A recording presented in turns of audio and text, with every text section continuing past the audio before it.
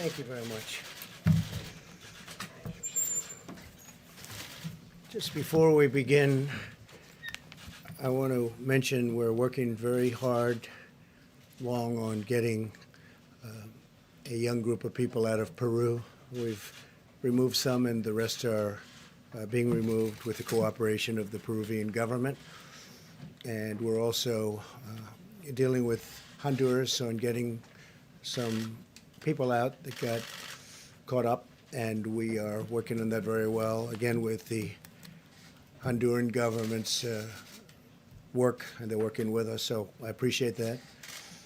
We have a couple of other locations that we'll report to you, and we were able to get a young woman released from a certain area who was being horribly accosted, horribly treated, and we spoke to General Milley. General Milley took care of it. We went in and we got her out, and we'll report further on that one.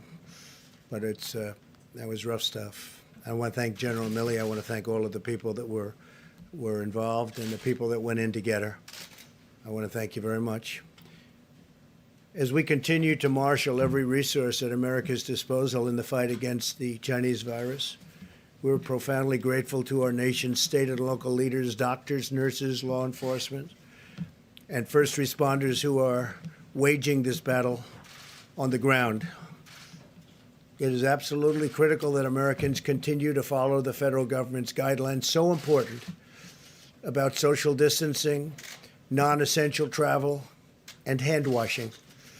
Defeating this unseen enemy requires the help and commitment of every single American. I want to just say that Senator Rand Paul, a friend of mine, he's been a great friend of mine. He's been always there when we needed him, when the country needed him.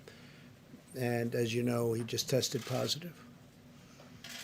Jose Diaz-Balart, spoke to him yesterday, tested positive. And some people are they're getting quite close to home, and it's a terrible thing that's going on. The hidden enemy, I call it the hidden enemy, and I think they'll all be fine. I hope they're going to be fine. But I just want to send our regards, and I think I can speak on behalf of our country to those two great friends of mine. We're working urgently with Congress on legislation to support the millions of workers, small businesses, and industries who have been hit hard by the virus through no fault of their own. Our goal is to get relief to Americans as quickly as possible so that families can get by and small businesses can keep workers on the payroll. This will help our economy, and you will see our economy skyrocket once this is over. I think it's going to skyrocket. It's a pent-up demand. It's a built-up demand, and I guess you really have to say who knows, but I think it's going to be a tremendous day when we win this war, and we will win the war. We want to win the war with as few, if you look at it, just deaths as possible. We want to have as few number of deaths as possible. Today I'm announcing action to help New York, California, and Washington ensure that the National Guard can effectively respond to this crisis. The National Guard, these are tremendous people. They're fully on alert. We've signed what we had to sign, and it's been activated. We're dealing also with other states. These states have been hit the hardest. Actually, pretty much by far, you could say the hardest. Everybody can see that. Just look at the numbers. And through FEMA, the federal government will be funding 100% of the cost of deploying National Guard units to carry out approved missions to stop the virus while those governors remain in command. So the governors locally are going to be in command, and we'll be following them, and we hope they can do the job, and I think they will. I spoke with all three of the governors today and just a little while ago, and they're very happy with what we're going to be doing because we'll be announcing some other things for those three states and some other states where it's hit the hardest. This action will give them maximum flexibility to use the Guard against the virus without having to worry about costs or liability, and freeing up state resources to protect the health and safety of the people in their state. The federal government has deployed hundreds of tons of supplies from our national stockpile to locations with the greatest need. In order to assist in those areas, I approved the state of New York's request for a major disaster declaration, something which Governor Cuomo has been asking for and which I agree, and we had it done in very rapid fashion. We approved this on Friday evening, and we are working very, very hard to get all of these things not only signed up, but completed and finished and in win. The request from the state of Washington for a major disaster declaration was approved just a little while ago, went through the process, and we moved it very quickly. The request from the state of California was just received, and we will have it approved very quickly. We'll be working, I told that to Gavin Newsom, and we're working on getting that done very quickly. It'll be done maybe tonight. We have large quantities of medical equipment and supplies on the way based on all of this to those states, including respirators, surgical masks and gowns, face shields, coveralls, and gloves, with large quantities already delivered to Washington and to New York. In addition to large quantities of supplies, I've also directed FEMA to supply the following: 4 large federal medical stations with 1,000 beds for New York, 8 large federal medical stations with 2,000 beds for California, and 3 large federal medical stations and 4 small federal medical stations with 1,000 beds for the state of Washington. The governors know. The supplies en route to California and New York will be delivered within the next 48 hours. In addition, the Naval Hospital ship, the USNS Mercy. It's incredible ships. These 2 ships are incredible, one on the West Coast, one on the East Coast, will be deployed to Los Angeles to add emergency surge medical capacity, and they have a tremendous capacity. They are really something. I will say that if you look at some of the things we've been doing, and now those numbers have gone up, and just to be a little bit more exacting, we've done a presidential approval for a request for major disaster declaration for the state of New York. Approval of Title 32 National Guard activation for the state of New York. We're providing all of this at no cost to the governor. I spoke with Governor Cuomo. He's working hard. We're all working hard together. The relationship has really been amazing. But it also enables the governor to provide robust National Guard support to the state. And the 25%, we're going to be waiving that 25% cost. We're picking up, we'll be coordinating, and they'll be doing something with very special people. Mission assignment of the U.S. Army Corps of Engineers to provide support to build out alternate care sites. They're doing various alternate care sites, which have now been designated by New York.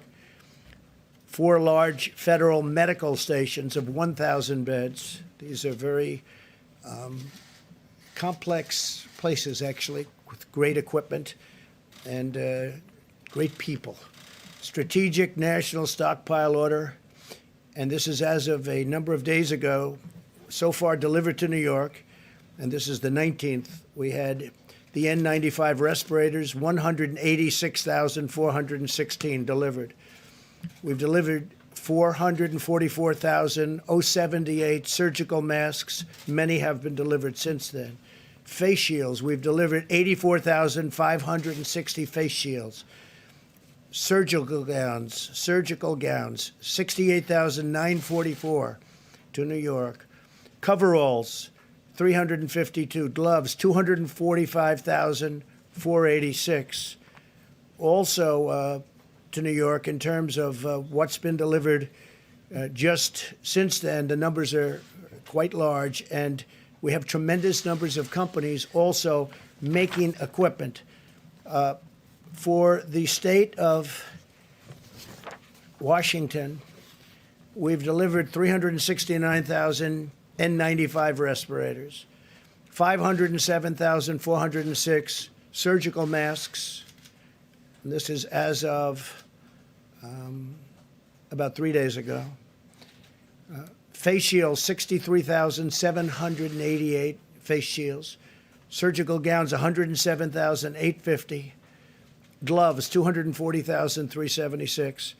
And we have many, many things pending. It's actually not pending. They're being fabricated. They're being made, and they're moving. Now for Washington, so we have 4 small federal medical stations, 250 beds, and for Washington, state of Washington, we have 3 large federal medical stations, 750 beds, and then you have, as I said, the approval of the Title 32 National Guard.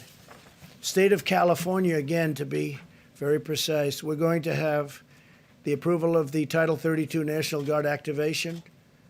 And we're providing all of this, again, like in New York, at no cost to the governor, meaning to Governor Newsom and the state, no cost to the state. It enables the governor to provide robust National Guard support to the state. So they're going to have control of the National Guard. Federal government sending, these are incredible people that are being sent. We have 8 large federal medical stations with over 2,000 beds, and that's going to California. And then strategic national stockpile order. We've ordered likewise hundreds of thousands of different items. I won't go into the exact numbers, but the numbers are very substantial. But we're having a tremendous additional numbers sent. And whatever the states can get, they should be getting. I say we're sort of a backup for the states. And some of the states are doing really well, and some don't do as well. The ones that don't do as well need more help. But these are 3 states that really do need help because they are hit very hard.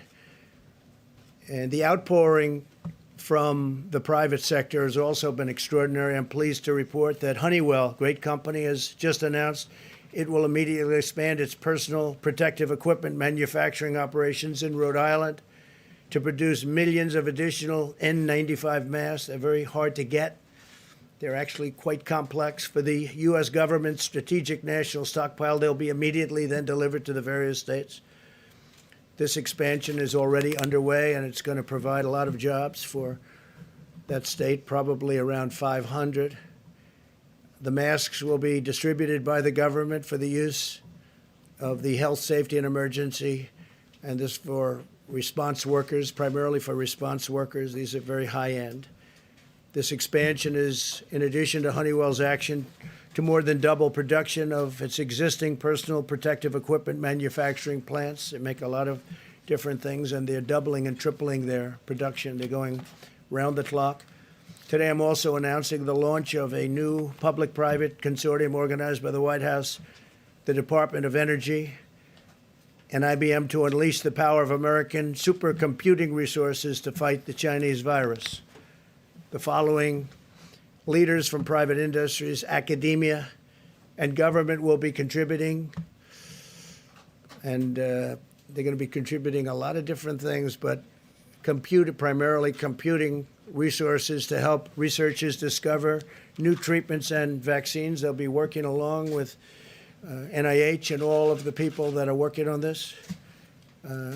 But tremendous help from IBM, Amazon, Google, Microsoft, MIT, Rensselaer Polytechnic Institute, the Department of Energy's National Labor Laboratories, the National Science Foundation, and NASA. They're all contributing to this effort, and they're fully in gear. This afternoon, I also want to update you on the steps we're taking to protect and serve our country's 18 million veterans. These are great people. Our amazing veterans have shown their eternal loyalty to our nation, and this is the time where they're in need, and we are going to show our loyalty to them. We're being very protective of our veterans. We're working on certain hospitals where we may be doing some work in Louisiana in particular and some other states, veterans hospitals. We're going to be very protective of our veterans. Some of them are of that very vulnerable age, and some of them obviously are not feeling well, and some of them are still suffering the wounds of war from many years ago. Yesterday, I signed vital legislation to ensure that the GI Bill will cover distance learning during this emergency.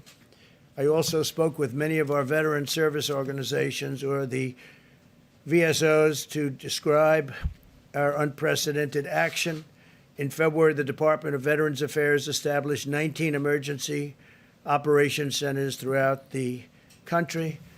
One of the things that they've been trying to get done for many years, you all know this from following me over the last number of years, but we got it done pretty quickly. They've been trying to get it done for many, many decades, was choice, veterans' choice, and also veterans' accountability. Now, if it's crowded within this, if they can't get to a doctor, we have great doctors in the VA. I have to say that. We have fantastic doctors, as good as they come. But it's hard to get to them because of what was bureaucracy, but no longer bureaucracy. We've done a lot of things, in that case, because of accountability. When people aren't doing their jobs, or if they're bad, or if they're sadistic, or if they steal, or anything bad happens, we're now allowed to fire them for, I signed that a year and a half ago. For many years, you weren't able to do that. So the VA is working, and I was just told by our great leader at the VA, Robert Wilkie, he said for the first time, we get the highest marks in the history, highest poll numbers in the history of the Veterans Administration. Came out a week ago that they're happy. And look, one of the reasons that happened, highest in history, one of the reasons that happened is because of veterans' choice. If they have to wait online, they go and see a private doctor and we pay the bill. And they get better. They don't have to wait 2 weeks and 3 weeks or 2 days, but they get better. And a lot of times they waited so long that they would have a problem and it would end up being terminal because they couldn't get the kind of treatment that they deserve. So highest poll numbers, highest approval numbers in the history of the VA. I was just given that information yesterday. We restricted visitors' access to 135 veteran community living centers, which house nearly 8,000 veterans with chronic medical conditions, so that we limit their exposure to the virus. We want to totally take care of our veterans, and that's what we're doing. The VA has canceled most elective medical and surgical procedures. They're delaying them till after this is gone, after we've won.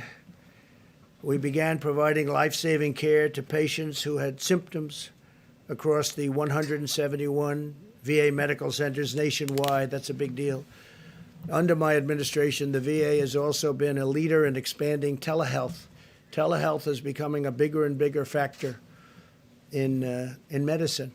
This month, we have taken bold action to cut through the red tape and make telehealth available for millions more Americans during this crisis. They can speak to a doctor from the safety of their home rather than risk becoming infected or making a tremendously long trip, when, frankly, you'll speak to a great doctor right from your home. It's happening, telehealth. We're very much at the forefront of that, too. We're very proud of it. And it also takes a big burden off our system. We continue to accelerate the development of safe and effective vaccines. We're also aggressively investigating a number of antiviral therapies and treatments to determine their potential in reducing the severity and duration of the symptoms.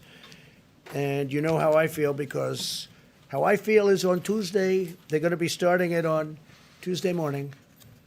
And we're going to have some medications delivered that we're going to see if they work. They certainly are effective in other ways, and they are safe from the standpoint is that they're not killing people. We're not going to have that. So a lot of great things have been happening in that regard. I just want to finish, and then we're going to ask a couple of people to say a few words that have been so much in the forefront of this incredible job that we've all been given. But I want to say that I know that this is a challenging time for all Americans. We're enduring a great national trial, and we will prove that we can meet the moment. I want to assure the American people that we're doing everything we can each day to confront and ultimately defeat this horrible, invisible enemy. We're at war. In a true sense, we're at war, and we're fighting an invisible enemy. Think of that.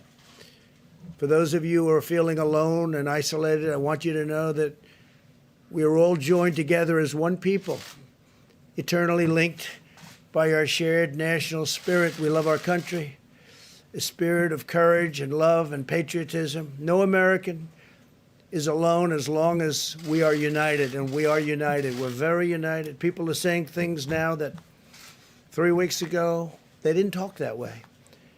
We're very united. No force is equal to the strength of really a unified America, united America, an America like we have it right now. For those worried and afraid, please know as long as I am your president, you can feel confident that you have a leader who will always fight for you, and I will not stop until we win. This will be a great victory. This is going to be a victory.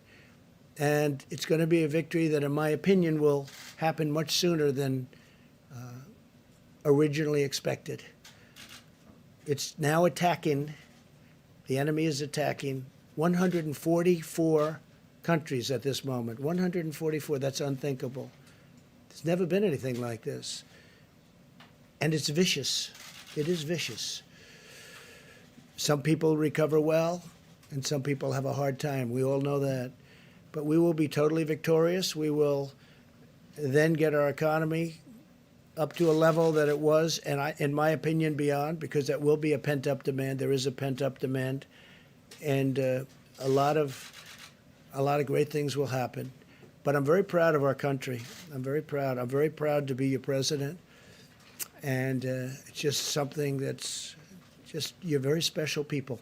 So thank you very, very much. And I'm going to ask, if I might, a combination of Pete. Why don't you start off? Okay, please.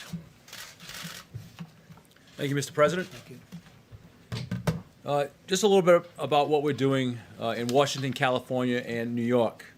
We understand that the states of Washington, New York, and California are the areas seeing a steady increase in COVID-19 virus cases. In order to assist with additional needs identified in those areas, the state of New York was approved for a major disaster and declaration this morning. Washington State was also approved earlier today. California submitted their request, and the President will consider it immediately. We have medical supplies en route to these states, including respirators, surgical masks, gowns, face shield, coveralls, gloves, with quantities already delivered to both Washington, New York, and California. And we anticipate additional supplies to be delivered within the next 42 hours to all these states. Under President Trump's unprecedented national emergency declaration on March 13, FEMA is assisting state, local, tribal, and territorial governments, including reimbursing eligible emergency protective measures taken at the direction or guidance of public health officials in response to this emergency. All 50 states, the District of Columbia, 5 territories, and 2 tribes are working directly with FEMA under the nationwide emergency declaration for COVID-19. With the assistance of the FEMA regional administrators who are throughout the country, we are working to address the needs of state and local officials everywhere. States, tribal, and territorial governments do not need to request separate emergency declarations to receive FEMA assistance under this nationwide declaration. The emergency declaration does not authorize direct financial assistance available to individuals such as disaster unemployment assistance or other needs assistance at this time. Just a note on the USNS Mercy. Based on analysis of potential needs for hospital beds on the West Coast, the decision was made that the USNS hospital ship Mercy would have the greatest impact in California. The Department of Defense has been given direction to dispatch it to Los Angeles immediately. DoD has advised that the Mercy can get into position within a week or less of today's order. Even though there are more cases right now in Washington, the projected needs for beds in California is 5 times more that of Washington. The Mercy will be used to take pressure off local hospitals, other medical needs, and not for treating COVID-19 cases. And finally, a little bit about the National Guard. The federal government continues to take aggressive action and proactive steps to address the COVID-19 threat as we attack the health and safety, or protect the health and safety of the American people. It remains our top priority. The National Guard is especially posted and equipped to assist federal, state, local agencies while serving the public. In response to this unprecedented nationwide operation, President Trump has approved Washington, California, and New York National Guard units under Title 32 status for the COVID-19 response. The President's action provide the nation's governors continued command of their National Guard forces, enabling states to use additional resources to meet the missions necessary in the COVID-19 response. The National Guard is a viable and responsive avenue to provide a much-needed asset that is state-managed and federally supported. And I want to be clear, this Title 32 activation does not federalize National Guard members. The National Guard is still under the authority of each governor. They will work in concert with the Department of Defense. And we've had a lot of disinformation circling, and I want to make sure it is understood that this is not martial law. The Department of Defense, by way of a mission assignment, will lead this task. And then finally, we continue to respond to hundreds of requests from governors across the country in filling all their critical needs. Thank you, sir. Thank you, Pete, very much. Peter Navarro? Thank you, sir. Thank you, Mr. President. Good evening. What I want to talk briefly about is the Defense Production Act. And to give you the overview here, using the full power of private enterprise and the full force of the federal government, my job at the White House is to make sure tactically, working with FEMA and HHS, the American people, particularly our healthcare professionals, get the gloves, the masks, and all of the personal protective equipment they need. And I can tell you, sir, that since you signed the Defense Production Act, my job's gotten easier. And let me explain why. The Defense Production Act, in this context, has two primary functions. One is mobilization of the industrial base, in this case, the public health industrial base, and the other is allocation of resources, both from the supply chain to the manufacturers and from the manufacturers to the end users, such as the healthcare professionals. Now, what we're seeing on a purely voluntary basis, based on the leadership of this administration, we're seeing the greatest mobilization of the industrial base since World War II. And every day I'm working with organizations and companies, National Association of Manufacturing, the National Council of Textile Organizations, and so on, in terms of building up rapidly our capabilities to get what you need. Now, let's think about what mobilization means. It can mean, for example, repurposing a factory. So Pernod Ricard called us last week, and they had 3 hurdles they had to deal with. They called my office, had to make a call to Treasury, FDA, and HHS to clear the path. We got that done that day. They started their production that day, moving from alcoholic beverages to hand sanitizers. And as we speak, a truck is moving towards New York and will arrive there Tuesday to share with the hospitals over 1,000 gallons of sanitizer. So that would be a repurpose. A second example would be one that the President offered with Honeywell. Again, Honeywell called the White House asking for help from the President. And what they said is, look, we want to do this new factory in Smithfield, Rhode Island. They called me on a Friday morning. And by that night, we had a contract in to HHS. HHS flipped that immediately, and I had Honeywell moving people and equipment from Massachusetts to that facility in Smithfield, Rhode Island, and we're going to have those masks produced within 30 days, moving on the assembly chain. So my point is, mobilization is repurposing, building up capabilities. And the other portion is, of course, the allocation of resources. Now, what I can tell you so far is that the Defense Production Act, sir, has given me quiet leverage. When you have a strong leader, you can take a light hand initially. And so what we've seen with this outpouring of volunteers from private enterprise, we're getting what we need without putting the heavy hand of government down. There will be possibly cases down the road, and the manufacturers have actually asked me and alerted me to this, where some places in the supply chain, they may have problems that the White House will have to break through using the Defense Production Act. We won't hesitate to do that. The last thing I'll tell you is that I also get a lot of calls that are very disquieting. Brokers are offering millions of items, whether they're goggles, masks, or whatever, and you go through 3 different brokers, trace into a warehouse in LA that's allegedly got 10 million masks, and they want to charge you 7 times what they cost. That's price gouging. We are a message to the hoarders. If you got any large quantities of material that this country needs right now, get them to market or get them to us. We'll pay you a fair price. But if you don't do that, we're going to come for you and make sure that doesn't happen in this country. And that would be a good use of the Defense Production Act. So I salute you, sir. You've made my job easier, and I appreciate that. Thank you, Peter, very much. Great job. Mike, please. Thank you, Mr. President. The task force met this afternoon, as we do every day. And let me begin today by simply saying thank you to the American people. And thank you for the way that people across this country, 7 days into 15 days to slow the spread. The people in communities large and small across America are responding, are cooperating, are communicating, not just on behalf of their own health and the health of their family, but more importantly, on behalf of the most vulnerable among us. So on behalf of your president and our entire task force, just thank you to the American people. I also want to express our appreciation to the governors across the country.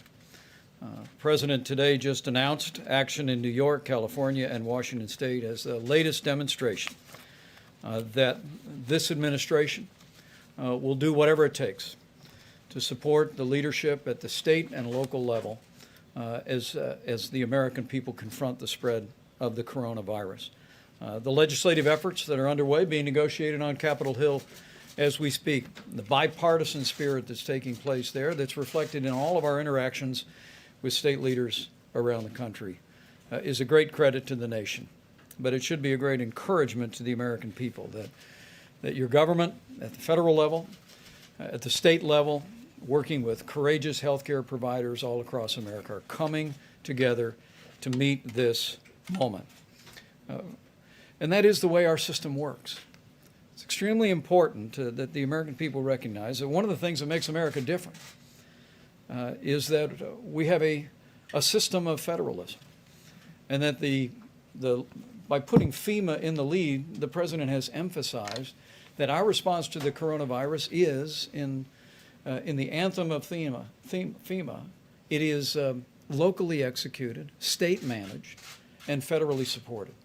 We want the people on the ground, the decision makers, to have what they need. We want states to be able to manage the unique circumstances in their states.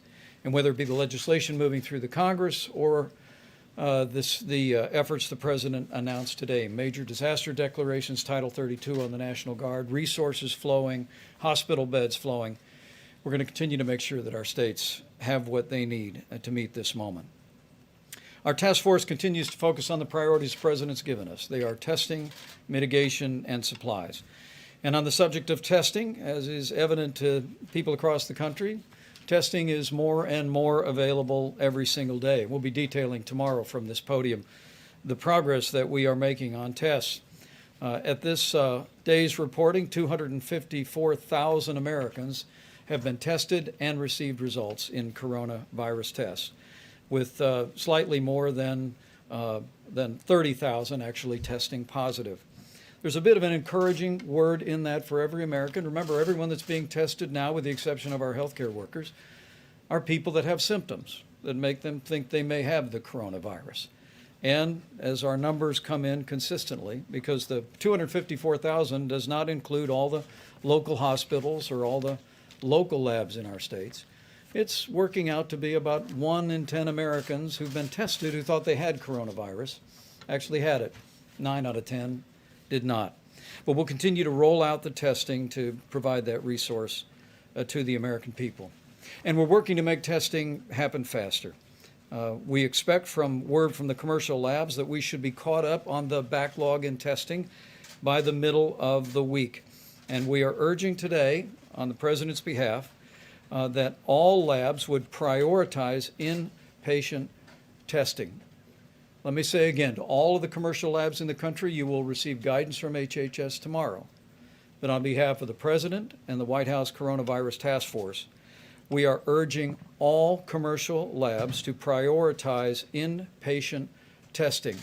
We want people that have been checked into a hospital that are being treated for what they suspect to be coronavirus to receive those tests more quickly.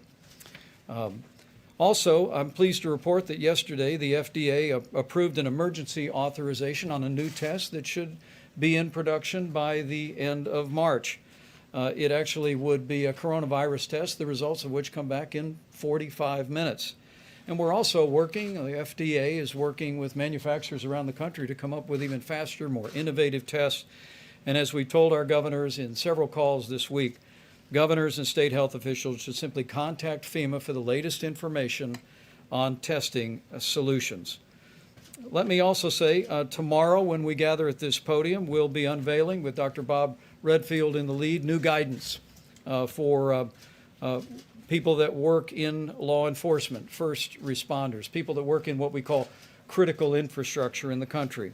It was in early March the CDC issued guidance for people that were asymptomatic or did not have symptoms, but who had been exposed to someone with coronavirus. We gave them guidance about being able to return to work wearing a mask for 14 days.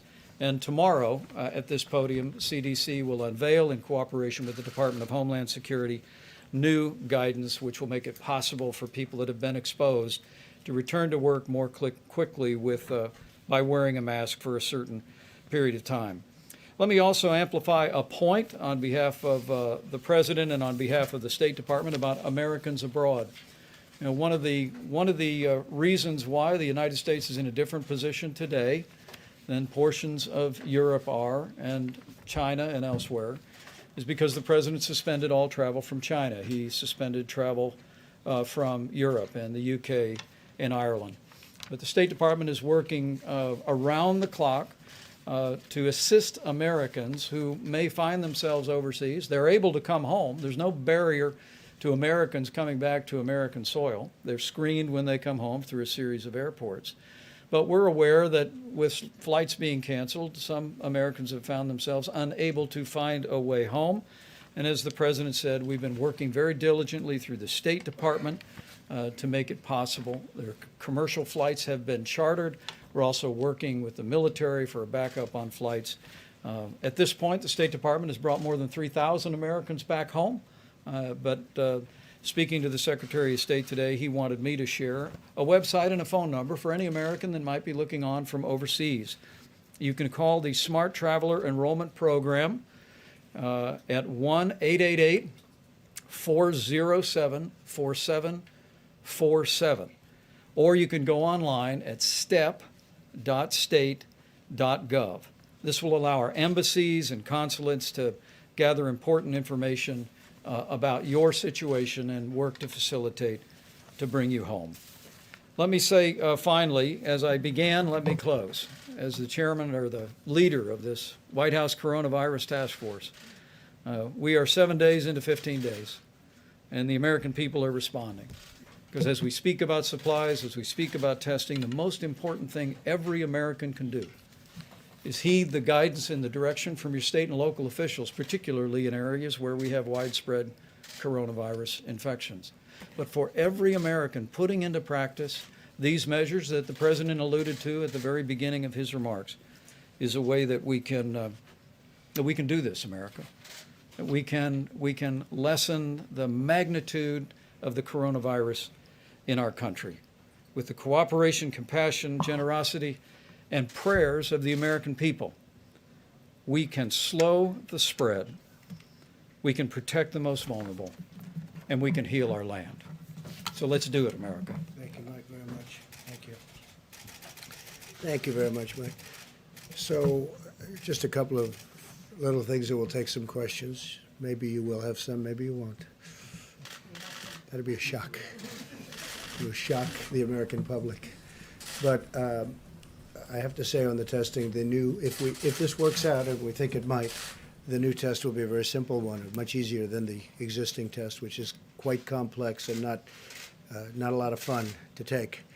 And this will be a game changer. But remember, we inherited a broken, obsolete system. It was good for a small number of people, but not good for the millions of people that we're talking about. And we've made this into a system that no matter where you go in the world, that's where they're going. That's what they want to do. That's how they're going to be doing it should something like this happen again. So our people have done a fantastic job, really a fantastic job. And I hope the new test works out. We'll know fairly soon, I think, Doctor. We're going to be knowing about that fairly soon. Hopefully it'll check out or test out. And we certainly are looking forward to that. That will be a very simple test by comparison. Won't be unpleasant at all. And one other thing, the ships. So we have the Mercy, and it's going to California, as you know. That's on the West Coast now. And you have a sister ship that's essentially a twin. They're incredible. I mean, they're incredible ships. I've seen it. I've seen one of them, and they are unbelievable what they can do and the capacity. Many operating rooms, they're wartime ships. They're meant for war. Many operating rooms, stainless steel. These rooms are as good as there is anywhere in the nation, actually. I spoke with Governor Cuomo. We had a great conversation today, a number of conversations, actually. He's working very hard. And we are going to be bringing that ship, that's called the Comfort. So you have the Mercy and the Comfort. The Comfort's on the East Coast. And that ship will be coming over the next 3 weeks, 3 or 4 weeks. It was in the middle of maintenance, and we are moving the maintenance very, very quickly, and we're also supplying the ship simultaneously. It's actually big supplies going into those ships, big. And that ship will be coming up here over the next few weeks, and we'll probably be putting it in New York Harbor. And we're making arrangements for that also as to where it's going to be docked. So you have the Mercy and you have the Comfort. They'll be coming up. The Mercy will start very, very quickly. It'll be arriving in Los Angeles pretty soon. So we look forward to that. A question? ABC, go ahead. Thank you. First of all, Senator Paul testing positive. When's the last time you had in-person contact with him? Gee, I think it was quite a while ago.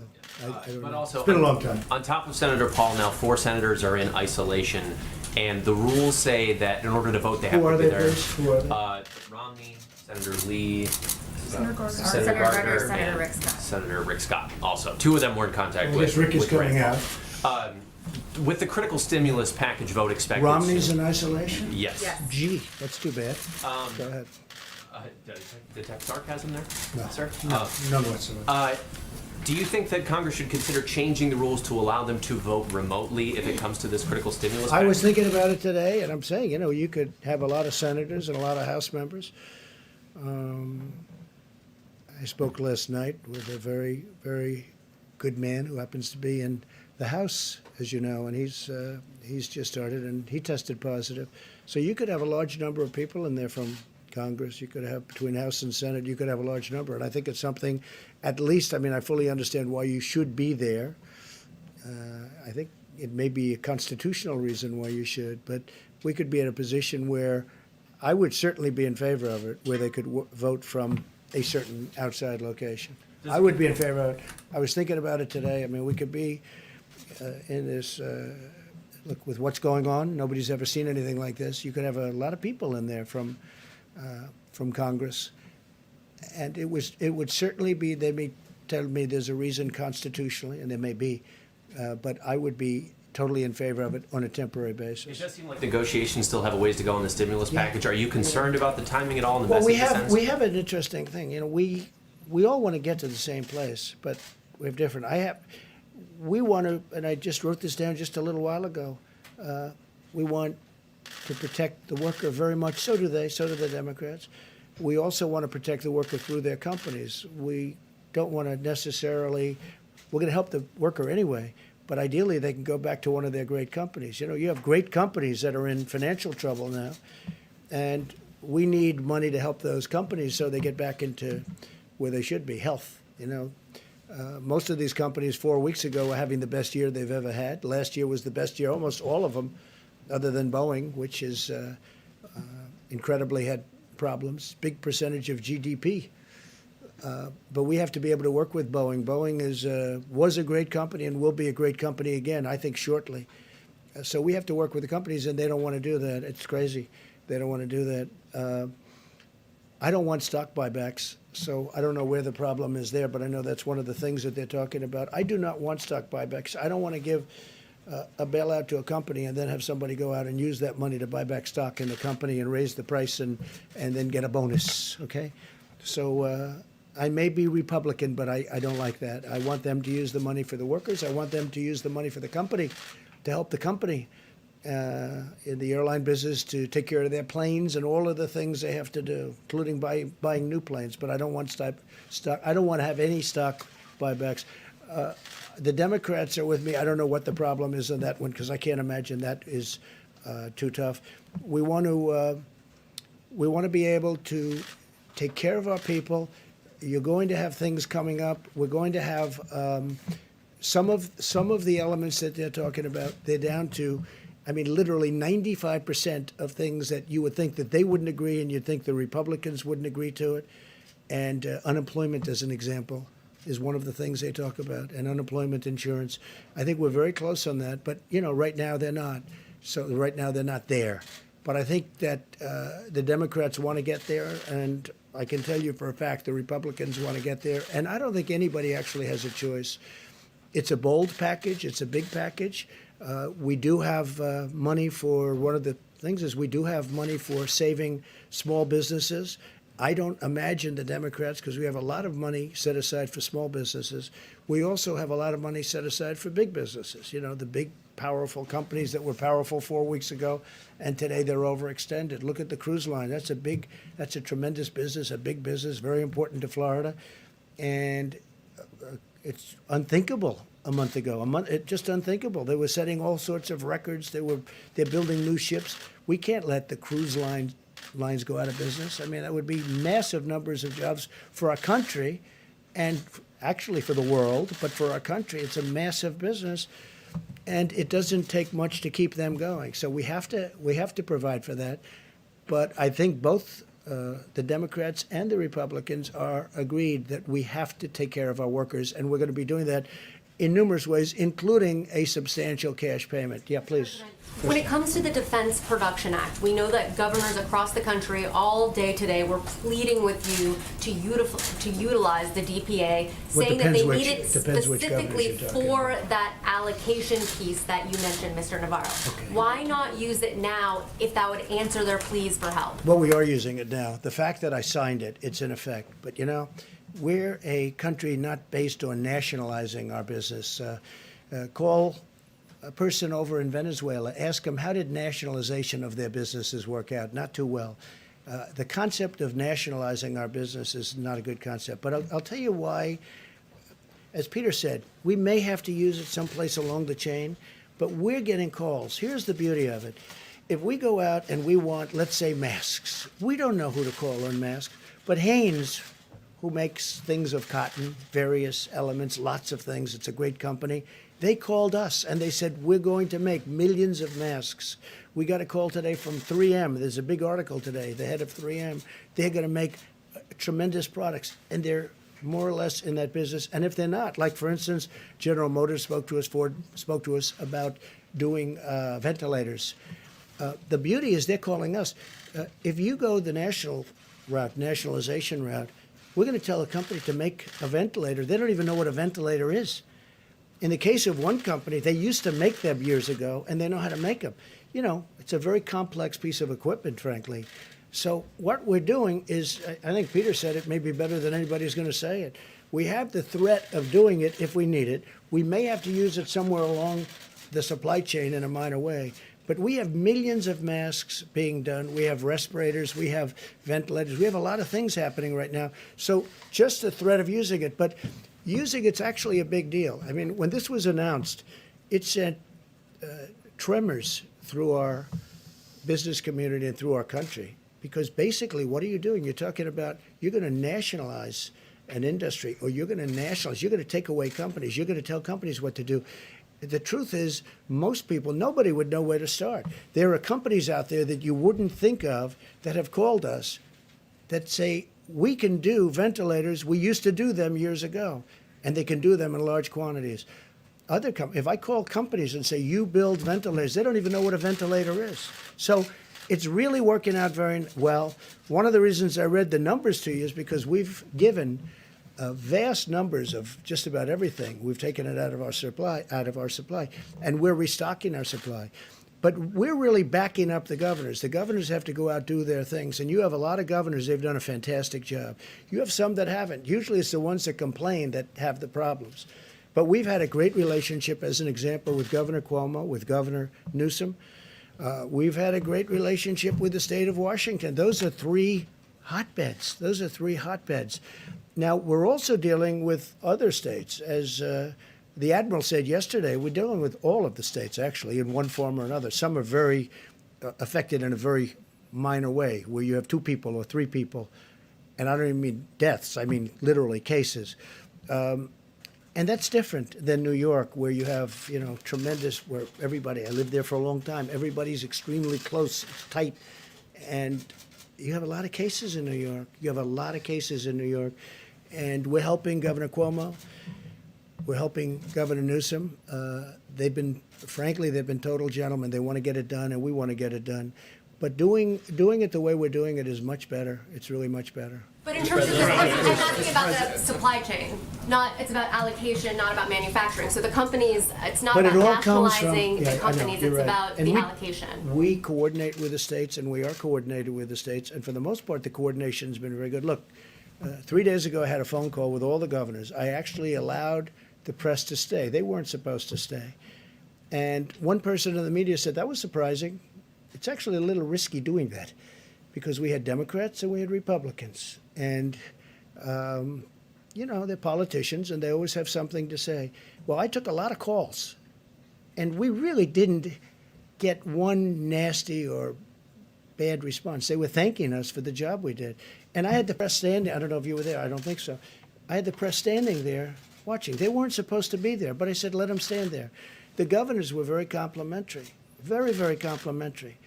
And I watched over the last few days Governor Cuomo. I watched Gavin Newsom in California. I watched both of them, and they've been, very complimentary. And those are really the hotbeds. And so we want to keep that going.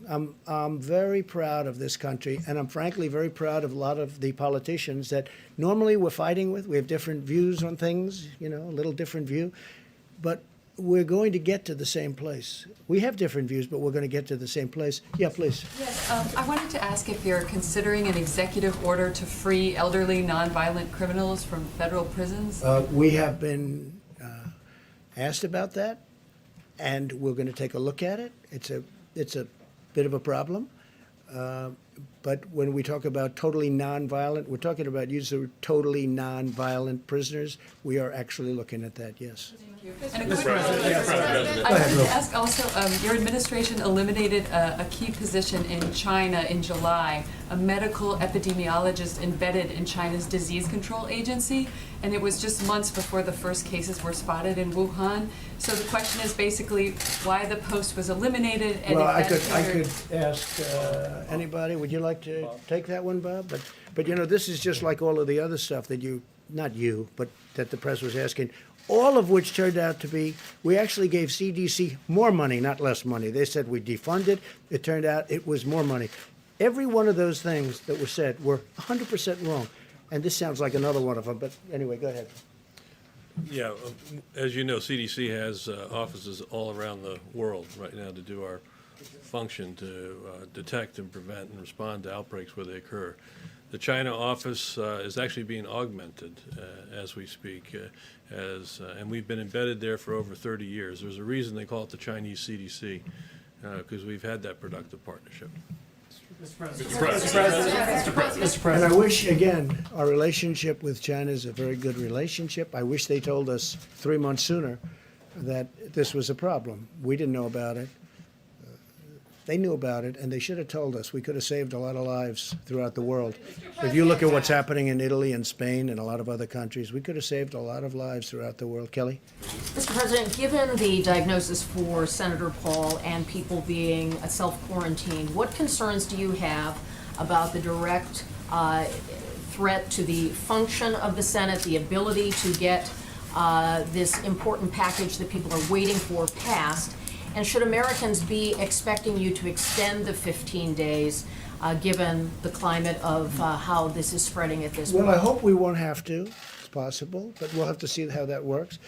As far as the Senate is concerned, we are looking at some, some of the folks are feeling very good. Some are quarantined, but they're negative. It may be totally fine, okay? Others are positive. We're just finding this now for the first time. I mean, over the last 2 days, we found that. Do you see it as a threat to the aid package that Americans are waiting for? No, I don't see any threats at all. Honestly, I don't see any threats at all. It'll all work out. It is a question, and a very good question, I thought, that we are considering. Now, I don't know if you can do it constitutionally, but we are considering letting people vote, senators, congressmen and women, vote from a separate location, from a outside, namely a hospital or a home, depending on where they are. So we are looking at that. It's a little trickier question, most people would believe, but we are looking at that very strongly. Mr. President, speaking of this, I think Kelly was kind of alluding to it. While we've been up here, they weren't able to get the 60 votes to move the package for the cloture vote. I'm just curious, just your reaction to that, sir. And then, what is Mitch McConnell telling you and Secretary Mnuchin? Well, we're dealing with them all the time, and we're dealing with Mitch. We're dealing with the other side. Everybody wants to get there. We'll see what happens. I think you'll get there. It's to me, it's not very complicated. We have to help the worker. We have to save the companies, because as soon as we're finished with this war, it's not a battle, it's a war. As soon as we're finished with this war, our country is going to bounce back like you've never seen before. But we have to get it to that position, and we have to make sure that those companies are whole, that they haven't been disbanded. Because if you do that, it's going to take much longer. So in a way, it's being penny wise if you don't. But we want to help the worker. We want to help the companies that the workers come from. Because if those companies go out of business, and that includes small businesses, we have a tremendous amount of small business work in there, you know that. Once they go out and they don't come back, that's a much longer period of building. You mentioned off the top, sir, I apologize. There was a woman that was an American that was she being tortured? What was going on there, sir? Bad things were happening to her in a certain country, and we're really under the feeling that we should keep it somewhat private until she's already been freed. And I have to tell you, General Milley and his people were unbelievable. They were not playing games. General Milley does not play games. He's a very interesting guy. They got her out. They got her out of a certain country where she was seriously abused, accosted, and whatever the maximum word is, other than death, that happened. But we got her out, and she's okay, and she's back with her parents. Can I ask you one last question, sir? And something I'd just be curious about. Previous crises like the tsunami, Katrina, past presidents, they've called their predecessors and said, hey, I need you to step in, do something like that. Do you have any interest in reaching out to Presidents Bush, Obama, Clinton, Carter, or talking to them? I'm just curious if that's something you would consider or not. Look, I have the best people in the world. I think we're doing an extraordinary job. If you look in, let's say, the H1N1, you look at that was a disaster. That was a tough period of time for our country. You look at so many other things that weren't handled very well, whether it's Katrina or something else. Look, I respect everybody, but I feel I have an incredible team, and I think we're doing an incredible job. When you look at the job we're doing, and all you have to do is look at the approval numbers on the job we're doing, I think we're doing an incredible job. So I don't want to disturb them, bother them. I don't think I'm going to learn much. And, I guess you could say that there's probably a natural inclination not to call. Now, if I felt that if I called, I'd learn something, and that would save one life. It would save one life. Okay, I would make the call in 2 minutes, but I don't see that happening. Please. Can I ask you about the comments that a couple of your former aides have said today? Gary Cohn said, is it time to start discussing the need for a date when the economy can turn back on? Whereas Steve Bannon is saying, drop the hammer today on the virus. We're going to have to take the pain up front. We have to shut it all down. I saw both. I want to ask you about the tension between the economic pain we're suffering and, of course, the virus itself and the casualty and deaths from that. Well, look, I'm of the opinion we have to do great during this 14 days, during the 15-day period. We'll know at the end of 14 days, pretty much, we're going to have a pretty good idea how we're doing. I think you have to shut it down and you have to see, but there'll be a point at which we say we're back in business, let's go. That Those point is two coming statements sooner. are not mutually exclusive. You understand? I saw both of them today. Well, I think And they Steve- sort of- Steve they Bannon's intermesh. arguing for more of a shutdown Well, than we are now. he is calling for a faster, just a brutal shutdown, and then open up maybe a little bit faster. So, you know, there's that fine line. Look, we did a big shutdown when we wouldn't allow people from China that could have been very seriously infected, that were, when we cut that off very early. And then we cut Europe off very early, as you know. So that was also very When do you start opening Main Street Well, back I up? can't tell you that. What I have to say is that I think we're going to have good results. I think the American people have been amazing. I think our stimulus package will get done, and it will be a tremendous package. We're really not, I mean, they may not have gotten those votes, but they're very close to getting a deal done. So I'd be surprised if they didn't. And if they don't, I think, frankly, the American people will be very upset with the Democrats because the Republicans are ready to approve a deal. So the only reason a deal couldn't get done is pure politics. Yes, please. Mr. President, despite your differences with New York City Mayor Bill de Blasio, he says that the city is going to run out of basic hospital supplies by April. How do you prevent New York City from becoming the next Italy? Well, he should have, you know, the hospital systems in various places. Some have been stocked and ready to go for nothing for this, nothing. This is beyond anything that anybody ever thought possible. I think you could really say this. Nobody can really doctor. Nobody can really say, oh, gee, this will happen. This is a very unique, and hopefully it will be unique for, you know, many, many centuries, you know, for a long time. Hopefully we don't see this again. But again, the systems are supposed to be ready, willing, and able. They're supposed to be ready to go. We are helping them a lot, and I have great love for New York City, and I have great love for New York State, and we're going to help them a lot. I mean, I was just saying, we're sending our ships up there. We're sending more than just this ship. We may be using, if we need, we'll be using some of the cruise ships that you've been reading about. We'll be using them also because they're very immediate and very quick. They can be there very quickly. We have good docking systems in the places that we're talking about. So we may be using some of the cruise liners that we're talking about. But no, I mean, I think Bill de Blasio is working very hard. I think he's trying very hard. It's a tough situation for him and every mayor because nobody's ever seen the scale. You know, when you hear you've given millions of masks and you've given hundreds of thousands of masks in a certain short period of time, and then you hear they need many, many more. You know, one of the things they have started with respect to masks is the sterilization process. Some are really, it works very well. Others aren't really set up that way. You throw them out. But we have a sterilization process that's working very hard. Speaking of that, hand sanitizers, you know, when you asked the question on the companies and what's going on, we have many companies now. Companies that made whiskey, that made alcohol. They've now gone very quickly into the hand sanitizers and all of, you know, you've been reading about 3 or 4 big companies. We're doing incredibly well on that. There was no way if you took the existing companies that something like that could happen. But it happens almost, they'll call Peter Navarro or they'll call somebody. In one case, they called me. They said, we can do this, we can do that. We've had a lot of those calls where companies want to, there's a company in New Hampshire, a great company, they want to make ventilators. I'd never thought of them for ventilators, but they do make metal equipment and things out of metal. They'll be great. They'll make a great product. So, Peter, I think you're seeing a lot of that, right? Sir.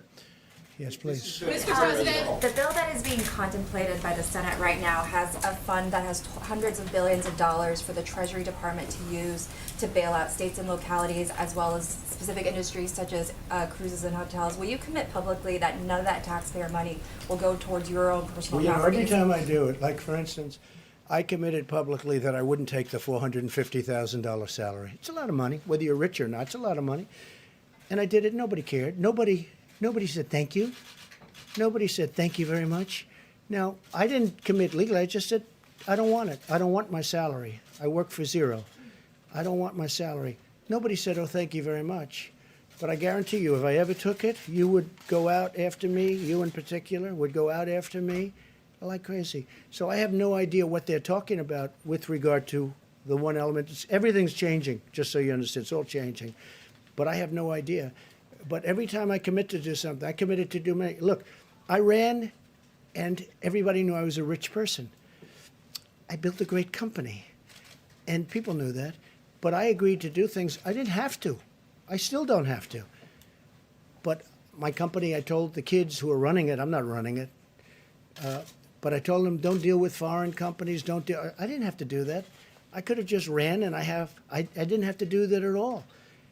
And instead of being thanked for, again, not agreeing to do it, but just for not doing it, I get excoriated all the time.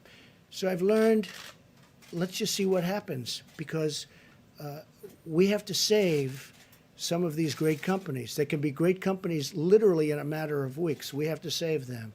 Yeah, please. Thank you, Mr. President. Can I go back to your announcement at the top about the National Guard and then also the medical structures that are going to be built? Okay, so you had said that there would be 8 large medical structures that will be built in California with more than 2,000 beds. And then I think I heard you say there would be 4 small medical structures in the state of Washington with 250 beds. And could you say what cities and areas those are going to be in specifically? So we are filling the governor's request, and so we send that resource to them. They'll put it to best use. They'll put it to where they will have the most effect. So we don't dictate exactly where it goes. Again, it's a request from the state to the federal government for a certain asset, and those assets are sent to the governor can use it as he or she sees fit. And you're still considering, you just said that using the cruise ships as well. So If we need them, I hope we don't need them. I hope you're going to have great luck on Tuesday morning. We sent a lot of the medicine. We don't have to go into it again, but we sent a lot of the medicine to Governor Cuomo. I believe they already have it. And they have some very capable people. We spoke to Dr. Zucker, who is his primary representative on this. And we spoke to the governor himself. And I think he's excited about it like I'm excited about it. Now, will it work? I think it has a really good chance. I think it's worthwhile. Why should we be testing it in a test tube for a year and a half when we have thousands of people that are very sick? They're very, very sick. And we can use it on those people and maybe make them better. And in some cases, maybe save their lives. So Governor Cuomo told me they'll be using their supply, starting their supply on Tuesday morning. I think it's very exciting. I think because if that happens, much of what we're talking about with ships and hospitals and all of the things that we're doing and all of these masks and everything that we're ordering, ventilators, it's a whole different game if that happens. And we'll see. There's been some tremendous signs that this could work. Now, again, you know, some doctors think it should go for years and testing, but, you know, this has been something that's been around for many years. It's been phenomenal, strong, powerful drug for malaria. But we think it might work on this, based on evidence, based on very strong evidence. We're going to see. We're going to know on, you know, sometime after Tuesday. But you'll have to ask Governor Cuomo. I think they're going to start the process. We've gotten them the drug. I think they're going to start the process of giving the drug mouth, you know, through mouth. And I think that starts on Tuesday morning, he said. And that'll be, I mean, I tell you what, I don't want to get anybody overly excited, but I'm very excited by that, by the prospect of it. Then in addition to that, they're working, NIH is working on vaccines and all, and they're making great progress. But the vaccine does have to be tested for a long period of time because you can't give, you know, thousands, millions of people a vaccine and it turns out to be dangerous. So that does have to be tested. But this one's been taken for a long time, so we know pretty much one result. Yeah, please. Thank you, Mr. President. I wanted to ask about China and President Xi. When was the last time you had a conversation with him? Well, I don't want to exactly say that, but I have spoken to President Xi about this, specifically about this. And look, he doesn't want this. You know, this is not something that he wants, and it happened. It happened to China. And one thing they told me, I was told by our great Secretary of Agriculture, Sonny Perdue, that China's been buying a lot of our farm product. And I'm looking at different pricing, but China has, despite all of this, and it started, this delayed it a little bit, obviously, but it started fairly recently. But China's buying, we made a new deal, as you know, with China, a very big trade deal, and China has been buying our agricultural product. Have you talked to China about masks? I mean, they've been a supplier of the United States of masks, of a lot of this Yes, equipment. in fact, they're Have you sending tried to some open those masks. back up? They're sending masks to Italy. They are sending masks to Italy. We're in a very good process with masks. But I'm a little upset with China, I'll be honest with you, because as much as I like President Xi and as much as I respect the country and admire the country, I have great admiration for the country, what they've done in a short period of time. Of course, our previous presidents allowed that to happen. You should say thank you very much to all of them. But they should have told us about this. And I did ask him whether or not we could send some people in. They didn't want that. Out of pride, I think really out of pride. They don't want us sending people into China to help them. You know, China's a strong country. They have their scientists and they have their doctors, very smart, a lot of people. But I did discuss that about sending our people in, and they didn't really respond. We went again, they didn't respond. If they went in, they would have been able to give us a much earlier indication. But we had an early indication. That's why I closed out China. I mean, I felt it was my instinct, but that's why I closed out China at a very early time. Please. Mr. President, are undocumented persons welcome at testing sites, and can they show up and be tested without fear of being reported to immigration officials for possible deportation? It's really a fair question. I think I'll let. Would you like to answer that question? Please, Absolutely. please. Surgeon General. We know from a public health perspective that it is important that people who have symptoms can get tested. But as you heard earlier, we are regardless of citizenship. well. We know that the virus doesn't judge based on where you're from, and so it's important that we try to get people tested who have symptoms. But the important thing that we really want people to hear is that inpatients need to be tested. We need to prioritize our healthcare workers. And one thing I would like to say to you all very quickly, on behalf of the doctors on the task force, healthcare workers, we hear you. We hear you, and we absolutely are prioritizing your health and safety, making sure healthcare workers can get tested, inpatients can get tested, people at highest risk. But to answer your question, yes, we absolutely want to make sure people who have symptoms who could be spreading it can get tested. Mr. Surgeon General, I have a question for you, sir. Sorry, question. Mr. Surgeon General. Department of Homeland Security addressed that issue a few days ago. Customs and Border Protection actually issued guidance that absent certain circumstances, Customs and Border Protection does not target emergency rooms or health clinics. And I would refer you to the website. They issued a very clear statement making it clear to any person that is in need of a test or medical care that Customs and Border Protection is not focusing on emergency rooms or health clinics or the drive-through clinics. So that they could come in without fear of... Yes, I'll answer that. And if that's not the policy, I'll make it the policy. And I was just saying, as Mike was saying that, the answer is yes, we will do those tests because I think in that case it's important. I think that if you could say illegal alien, you could say illegal immigrant, you could say whatever you want to use your definition of what you're talking about. We're all talking about the same thing. Yes, we will test that person because I think it's important that we test that person, and we don't want to send that person back into wherever we're going to be sending the person, whether it's another country or someplace else, because, we're now bringing them right out of our country. But yeah, we will test those people. Okay? Mr. President, question for the Surgeon General. Yeah, please. Sorry, Mr. Surgeon General, a question for, we were talking about this before the briefing. A lot of folks, they're watching TV, they're reading up on this constantly. If you are not, somebody who's got a pre-existing health condition, but you all of a sudden you go, all of a sudden I just don't feel 100%. And then your mind just starts playing with you, right? You think, oh my God, I coughed 3 hours ago. Was that a first sign? When should those people really start to say, okay, maybe I need to call the doctor? Because you don't want to flood them. But a lot of people that are probably healthy right now are thinking, whoa, wait, that's all I'm hearing about. That's all I can think about. When should I either call a doctor or get tested? You need a test? Well, I hope not. I asked them before you came in if they'd been temperature checked. You better not. The Vice President gave an important statistic this morning. Only 10% of the people who have symptoms who've been tested actually tested positive for coronavirus, meaning 9 out of 10 people who actually likely had symptoms do not have the coronavirus. So I want people to understand that so that they are reassured. I also want to direct people to a website we've been telling them about all the time, coronavirus.gov.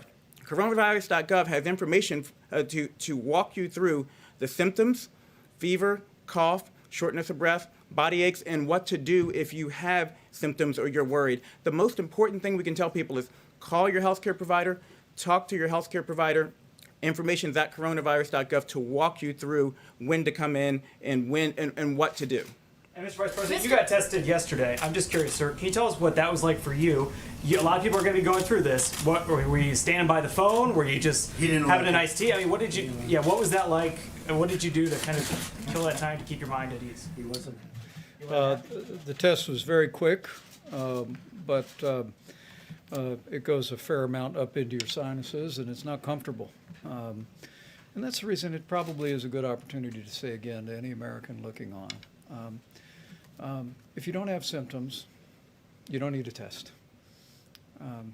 The current testing format, although they're evolving regularly now, we just mentioned that we think at the end of this week there'll be a new test, and there's all new technologies. I would say again to all the governors that are looking on and their state health officials, contact FEMA. We'll give you all the latest information on new testing that is available, including steps we're making where Americans would be able to test themselves and send it in. For you, what was that like for you, sir? Well, for me and Mrs. Pence, it was kind of a pinch. It was kind of invasive, but we were grateful for the support. Walter Reed Hospital processed the test very quickly. They had a lab at the hospital to be able to do that, and gave us the results quickly. But it also informed me. We were wondering during that time as a family. And it's one of the reasons the President's made it such a priority that we brought all these commercial labs together. And now more than 250,000 tests have been done. We believe we'll be caught up, if you will, by the middle of this week on a backlog of tests. But we announced today that we are directing commercial labs to prioritize people who are in the hospital for tests, as we want to continue to work with new technology and with the new focus and guidance from HHS to get the results of that as quickly as possible for every American. So if they have coronavirus, they can be properly treated, or they can have the peace of mind that they may have some other respiratory ailment, but not that. Mr. President. And you know, anybody that knows Karen Pence knows this, because the Vice President told me. He said she actually handled it better than him. Right? That's true, right? I didn't handle it so well either. Don't worry about it. President, Speaker Yes, Pelosi earlier today said that the House may introduce its own bill. A, are you willing to work with the Speaker on a House bill? And given what happened in the Senate just a short time ago, what are you willing to do to get this bill over the finish line, given the urgency? Secondly, did you send a letter to North Korea's Kim Jong-un seeking cooperation with the coronavirus? And if so, what type of... With numerous countries. If they need help, we'll give them help. There's nobody has what we have, especially with the new tests that are coming out. North Korea, Iran, by the way, and others. We are open for helping other countries. And there's a very serious time, and North Korea is going through something. Iran is going through something very, very strong. Iran is really going through a very difficult period with respect to this, as you know. So I've put it's really a glad hand, it's all it is, to North Korea, to Iran, and to many other countries. And we're working with, as the doctor can say, we're working with many countries with respect to the problems that they have. Again, it's over 140 countries right now. But North Korea, Iran, and many other countries, we will help, and we're willing to. As an example, this new test, if this new test works out, where instead of going through what we all went through with this rather difficult test, to put it nicely, we would have, is that just a swab on the tongue, doctor? Or how does that work? It's a similar swab, but they can work in and do it in the nose. Not to the same. Not to the same. All the way It doesn't go all the way up and hangs right under your eye, right? So that's a tough test. So if we do that, the procedure, the test, and nobody has this in the world. Nobody has this. This is developed by us. We think it's going to be certified soon. We think it's going to be very good. But if we have that, we'll be able to help a lot of countries. Please. What about Speaker Pelosi, sir? What about Speaker Pelosi? We're going to work with everybody to see if we can get something done. Please. I mean, just to follow up on that, are you willing to work directly with Speaker Pelosi? Yeah, we'll as work she with writes a House bill? whoever we have to. We have to help the American worker. We have to help the countries from which the American workers, I mean, they came out of these companies that were doing phenomenally well. You saw where payroll was going way up, where wages were going way, way up. There's never been a time like this.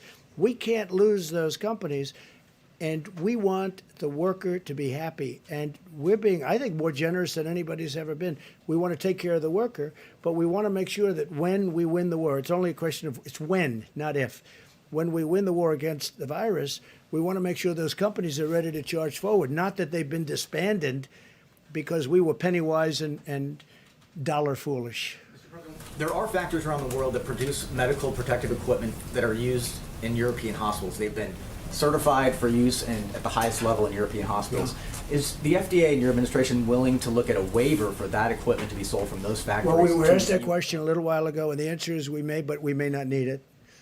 We do a very high standard. Our standard is higher. Please. Thank you, Mr. President. I was hoping you could give some guidance to American families who are anxious about their financial futures. Earlier today, on one of the Sunday morning shows, the Secretary of the Treasury, Steve Mnuchin, was talking about the millions of Americans who are impacted by these shutdowns that are happening in cities and sometimes full states. Yeah. And Secretary Mnuchin said that this shutdown, this lockdown, could last 10 to 12 weeks, perhaps early into June. Given that, would you consider another fiscal stimulus, another check to these families? We're going to see what happens. Hopefully we won't need it, but we might. But we're going to see what happens. Look, the greatest thing we can do is win the war. The war is against the virus. That's the war. We do that, everything, I really believe everything's going to fall into place. It's going to be beautiful. I call it a pent-up demand. People are dying to go out to a restaurant. People are dying to go onto airplanes. I think there's a tremendous pent-up demand. You may be surprised to the degree. I think it's going to go very rapidly because this wasn't a financial crisis, just the opposite. This was a medical crisis. Did you sell stocks, Mr. President? Did you or your family sell stocks? No, I don't have stock. I own things that... Did you make any alternates to investments in advance of this? No, I don't even think about it. You know, it's very interesting that you ask a question like that. You know, nasty question, and yet it deserves to be asked, I guess. What I've done by deciding to run, I knew this the first day. I said, if I win, it's going to cost a lot of money. It cost me billions of dollars to become president, to be president of the United States, in things that would normally be run at a certain thing, even people that don't like me because they think I'm too tough on the border. Now, some people love me for it. Other people don't like me at all. You know, it's very funny. My wife, we were at a charity event in New York City. I had just announced that I was running, and we were at the Robin Hood Foundation at the convention center, which now we're going to be converting to hospitals for Governor Cuomo. Right? And I was walking in, and there was a smattering of boos and a smattering of cheers. I was getting both. And our very popular First Lady, she's turned out to be a very popular, people have great respect for her, but a very popular First Lady said to me, that's strange. I've never heard anybody booing you. That was very early on, because I think I called for strong borders, or I called for something that other people don't like, you know. And I knew this would happen. I knew it was going to happen. But the fact that I ran, and I knew as soon as I announced, when I ran, I said, it's going to cost me a fortune, not only in terms of actual costs. Look at my legal costs. You people, everybody is suing me. I'm being sued by people that I never even heard of. I'm being sued all over the place. And doing very well, but it's unfair. But I'll say this, in terms of running for president, and I don't think rich people, Michael Bloomberg spent, now is determined, almost $1 billion, and look what happened. I think it's very hard for rich people to run for office. It's far more costly. It's just it's a very tough thing. Now, with all of that being said, I'm so glad I've done it because, you know, there are a lot of rich people around, got a lot of rich friends, but they can't help and they can't do what I've done in terms of helping this country. We are doing things. We got sidetracked by the invisible enemy, but you know when you look at what we've done, I said before with the veterans, with all of the things we've done, especially choice, but when you look at all of accountability, when you look at all of the things that we've done, rebuilding the military, the tax cuts, which thank goodness we had the tax cuts because we had cushion. Oh, without that, this would have been catastrophic. We had a big cushion. I mean, with all of the losses that you've seen in the stock market, we're basically back, and with this horrible thing, if this would have happened before, you would have had nothing left. This was all cushion. But I will say that it cost me billions of dollars to be president, and especially with all the money I could have made for the last 3-4 years, and I didn't because I was being president. I have no interest in it. I'm allowed to. You know, I don't know if you know, George Washington, they say, he was a rich man, supposedly, relatively rich. And he ran the presidency, and he also ran his business. They say he had 2 desks. Nobody complained until I came along. I got elected as a rich person, but nobody complained until I came along. So it cost me billions of dollars to be president, and I am so happy I did it. Because who cares? Who cares? I'm really happy with the job we're doing, and I'm glad that this team and me are here for this horrible thing. I mean, it's a number of people have said it, but, and I feel it, actually. I'm a wartime president. This is a war. This is a war, different kind of a war than we've ever had. And when you look at the economics of the war, in the past we used to stimulate to get people jobs. Now we're stimulating to protect people because we don't want them to work, because we want them to stay away from each other. We don't want them to gather, social gathering. So we're paying billions of dollars more than that so that they don't gather. They don't, because we have to defeat this virus, and we will. But it cost me billions and billions of dollars to be president, and I am so happy I did it. Foreign countries, please. I realize that your priority is to Americans and, of course, this nation. But what about, have you ever considered supporting the foreign countries who are also fighting this global pandemic? Well, we do help foreign countries. I mean, that was the other question. Right. And I'm honored to help. And the doctor has helped. The Surgeon General is speaking to other countries all the time. They're asking him questions. What do we do? Nobody's ever seen anything like this. They're calling our people all of the time. And yes, I have let it be known that we'll help people, including North Korea, including Iran, and including many other countries. It's very important to do that. Are you considering any financial support for them? Let me quote to you two retired, a retired general and a retired admiral from the U.S. Global Coalition. No matter how successful we are in fighting the threat of COVID-19 pandemic at home, we'll never stop it unless we're also fighting it around the world. So financially, is there anything in the stimulus bill? And then are you considering any financial No, not in the stimulus bill, but we are very much, I mean, we give away billions of dollars for, as an example, AIDS in Africa. We're still fighting that battle. It's a tremendous battle, tremendous war also. But we're fighting it here, as you know, in 10 years. Now it's 8 years because I started it. Should have been started before, long before I got here, because they had the answer even before.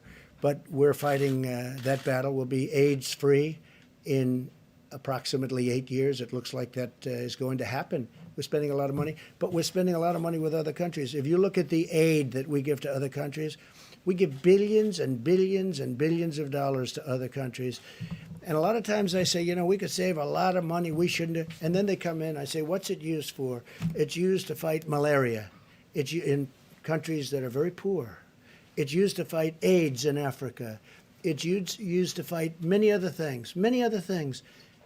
And I don't think I've ever said no. I can't. It's just so terrible. Countries that we have really, we're not involved with them very much, other than there would be tremendous death. Tremendous death.